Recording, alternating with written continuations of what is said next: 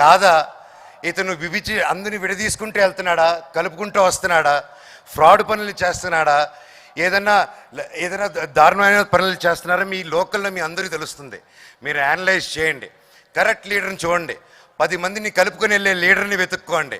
వాళ్ళ ఫ్యామిలీకే హెల్ప్ చేయని వాళ్ళ చుట్టుపక్కల వాళ్ళకి హెల్ప్ చేయని వాళ్ళు మీకేం హెల్ప్ చేస్తారు?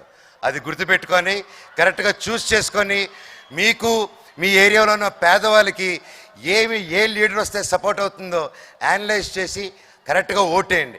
కష్టాల్లో ఉండి డబ్బు ఎక్కువ ఇచ్చేవాళ్ళు ఇస్తే నేను వద్దని నేను చెప్పను, కానీ ఆ డబ్బు ఇచ్చాడు కానీ ఓటేయకండి. డబ్బు తీస్తే థ్యాంక్ యూ బ్రదర్ అని చెప్పండి. ఆ తర్వాత మీకు నచ్చిన వాళ్ళకి ఓటేయండి. Love you love you love you all. నాన్న మీ పాదాలకి నమస్కారం. థ్యాంక్ యూ నాన్న, happy birthday. Love you all. Mohan Lal sir, love you love you love you sir. Vande Mataram, Vande Mataram, Vande Mataram. I love you love you love you all. Thank you. ఓటును గురించి చెప్పాడు మనోజ్. ఆలోచించి ఒక్కొక్కసారి మనమే తప్పు చేస్తుంటాం. ఈ పార్టీ మంచిదని అనుకుంటాం, ఓటేస్తాం. వాడు తప్పు చేస్తే ఇంకొక పార్టీకి వేస్తాం. వీడేదో ఎర చూపించాడు కదా, ఏదో ఎక్కువ ఇస్తున్నాడు కదా అని చెప్పేసి వీడికి ఓటే వస్తే వీడు మోసం చేస్తాడు. ఎవరిని నమ్మాలి? జడ్జి చేయలేము. కానీ మనం ఏ పరిస్థితుల్లో ఉన్నామో ఒక్కసారి ఆలోచించుకుని, భారతదేశం బాగుండాలంటే ఈ రీజనల్ పార్టీస్ గురించి నేను మాట్లాడదలుచుకోలేదు. This is not the stage to speak politics. మళ్ళీ భారత ప్రధాని మోడీ గారు వస్తేనే ఈ దేశం బాగుపడుతుంది అనేది నా హోల్ హార్టెడ్లీ ఉన్నటువంటి విషయం. నేను ఎన్నో సందర్భాల్లో కలిశాను. ఆయన ఆలోచనలు, ఆయన విధానం, ఇటువంటి వ్యక్తి కదా మన భారతదేశానికి కావాలి, మోడీ గారు లాంటి వ్యక్తి అనిపించింది. కాబట్టి మీ ఓటును ఆలోచించి వేయండి. డబ్బు నేను ఎన్నో సందర్భాల్లో చెప్పాను, ఇద్దరూ డబ్బులు ఇస్తారు, ఆ డబ్బులు మనవే, లంచాలు తీసుకున్న డబ్బులే. ఆ డబ్బులు తీసుకోండి, ఓటు మాత్రం మనసుకు నచ్చిన వాళ్ళకు వేసి మన భారతదేశ భవిష్యత్తు ముందుకు వెళ్ళేదానికి ఈ యువత సహకరించండి. Once again best of luck, best of luck, best of luck. 25% కులమతాలకు అతీతంగా free education irrespective their caste and creed అని చెప్పేశాను. అప్పుడు స్కూలే ఉండింది కాబట్టి. ఆ తర్వాత అంచెలంచెలుగా ఈ రోజున యూనివర్సిటీ అయింది. Which I never dreamt. Only school చాలు అనుకున్నాను. ఒక మనిషికి రిటైర్ స్టేజ్ వస్తుంది. సినిమాల్లో ఎంతకాలమో ఉండవు. ఒక టైం వరకే సినిమా. ఆ రిటైర్ స్టేజ్లో ఇంకా ఇతను సినిమాలో యాక్ట్ చేస్తే బాగుండును అని అనుకున్న టైంలో మెల్లగా తప్పుకోమని నాకు ఒక మిత్రుడు సలహా ఇచ్చాడు.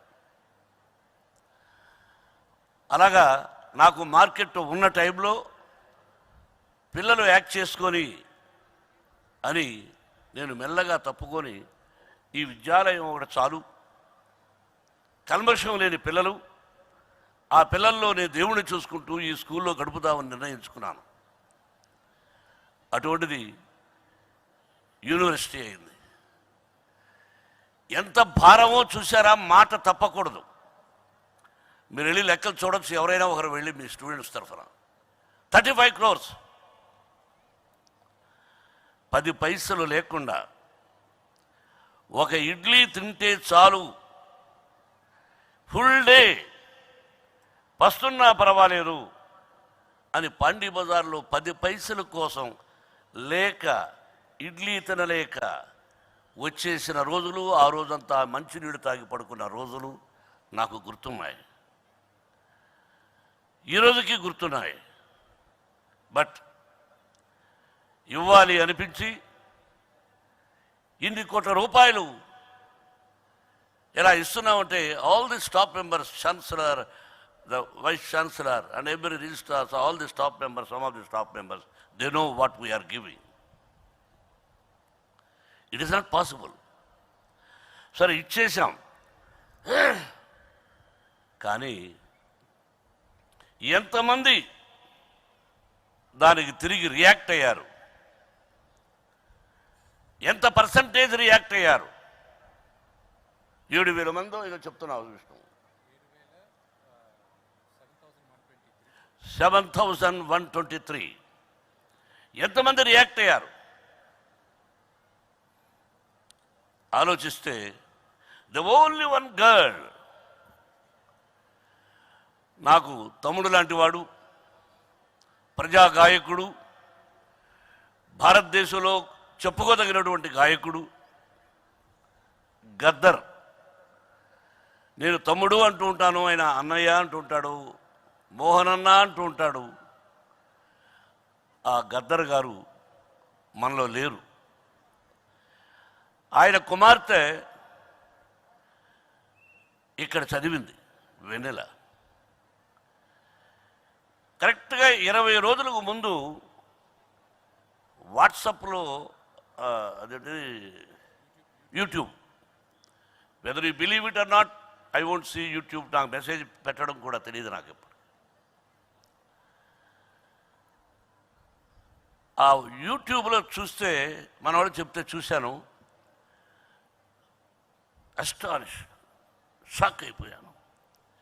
ఏమన్నదంటే ఆ బిడ్డ, నన్ను మోహన్ బాబు గారు మాకు తిండి పెట్టి చదివించారు అన్నది. ఒళ్ళు చలించిపోయింది.